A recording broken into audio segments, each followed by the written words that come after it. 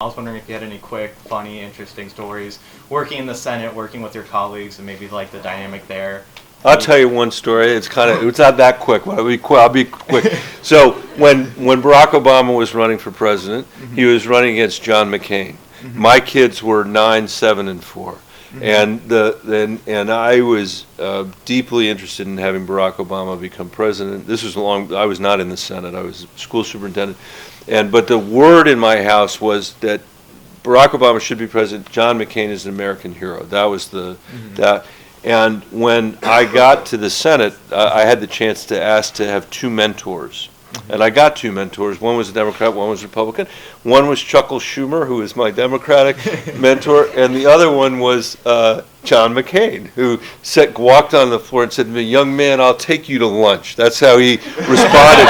And I said, "Great." So my kids were thrilled because here's this guy who's an American hero, who's my mentor and the greatest guy in the world. And that was all good. And then I was running for election in 2010. So got there, appointed in 9, running an election in 10. I voted for the Affordable Care Act, most vulnerable Democrat, most vulnerable senator in that election cycle. Kochs are pouring all this money in. My daughters come home one day, and there's a message on the answering machine, and it says, "Don't vote for Michael Bennet. He'll take your Medicare away."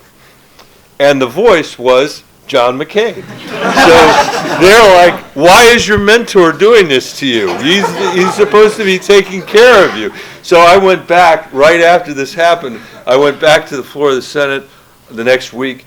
John was running a bill, I think it was the Defense Authorization Bill, and he was there at the leader's desk, his desk, podium, John McCain. I tell him the whole story that I just told you. He takes his arm, puts it on the thing, puts his head on this thing in front of everybody, and goes, "I feel terrible, I feel terrible." His head is on his head. And he said over and over again that it was the worst political thing that ever happened to him. And he, of course, had just lost the presidency. So there's one story for you.